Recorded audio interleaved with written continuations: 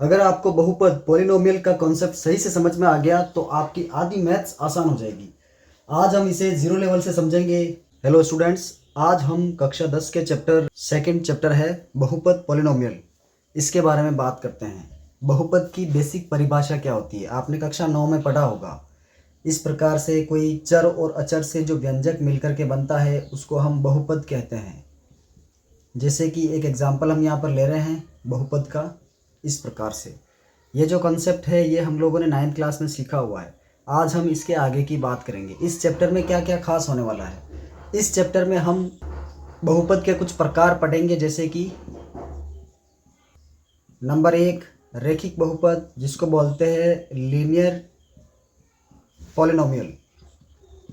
दूसरे नंबर पर आता है द्विघात बहुपद, जिसको बोलते हैं क्वाड्रेटिक बहुपद। और तीसरे नंबर पर होता है त्रिघात बहुपद।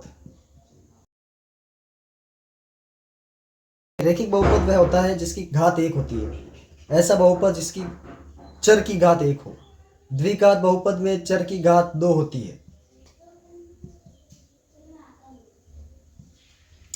और त्रिघात बहुपद में चर की अधिकतम घात होती है 3। यहाँ आप एक और कॉन्सेप्ट सीखेंगे कि यदि किसी बहुपद की घात का पता करना हो तो कैसे करते हैं। देखिए, बहुपद जो होता है उसकी जो घात होती है, घात हमेशा एक पूर्ण संख्या होती है। Power is always a whole number, हमेशा एक पूर्ण संख्या होती है। अब इसका मतलब क्या है? इसका मतलब है कि बहुपद की जो घात है ये एक भिन्न रूप में नहीं होनी चाहिए, यानी बट्टा की संख्या नहीं होनी चाहिए, जिसको आप पी बट्टा क्यू परिमेय संख्या बोलते हैं। भिन्न रूप में नहीं होनी चाहिए। दूसरा, अंडर रूट के अंदर नहीं होनी चाहिए। जैसे पावर 1/2 अगर हो तो उसको अंडर रूट बोलते हैं। इस प्रकार से अगर बहुपद जैसे अंडर रूट में x लिखा हुआ है तो ये एक बहुपद नहीं होगा। और अगर किसी बहुपद की घात 1/2 है, 1/2 तो यही है, 3/4 है। पावर अगर 3/4 है तो इसको हम बहुपद नहीं कहेंगे। बहुपद जिसकी घात होती है रैखिक, द्विघात, त्रिघात, पूर्ण संख्या होती है, उसे हम नॉर्मली क्या बोलते हैं? बहुपद बोलते हैं। अब बहुपद की घात क्या होती है? बहुपद की जो घात होती है, बहुपद की घात पता कैसे करता है कि दिए गए बहुपद में घात कितनी है? तो चर की अधिकतम घात।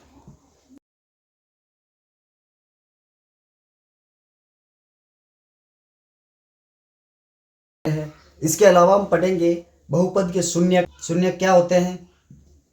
इसके अलावा ग्राफीय रूप इनका देखेंगे कि किसी बहुपद के कितने शून्य विद्यमान है।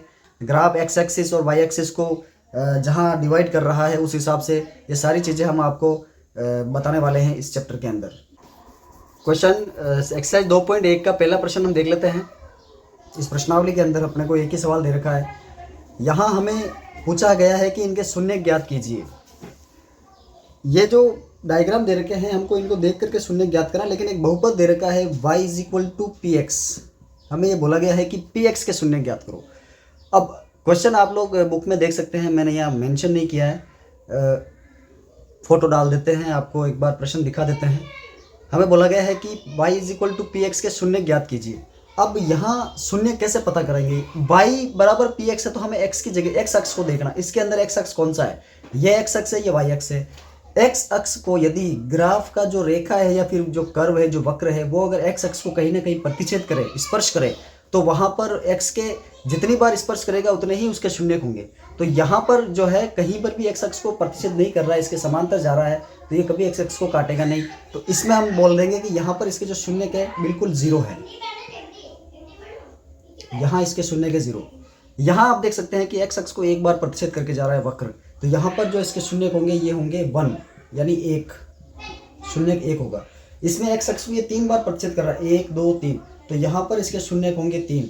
आप इसको और भी ढंग से लिख सकते हैं, बोर्ड के हिसाब से नहीं लिखे, जगह बना करके लिखे।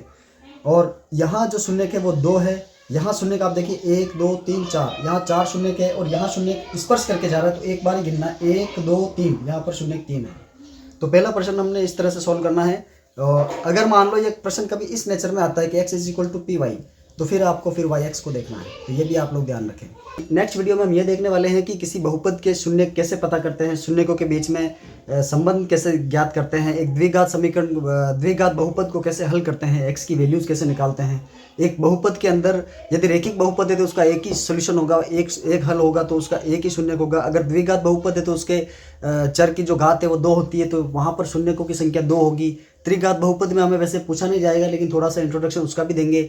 शून्यकों का योगफल क्या होता है, शून्यकों का गुणनफल क्या होता है, ये सारे अपन नेक्स्ट वीडियो में देखने वाले हैं। आप लोग हमारे साथ जुड़े रहिए। इस वीडियो को अगर पसंद आया तो लाइक करें, सब्सक्राइब करें और शेयर करें दोस्तों को।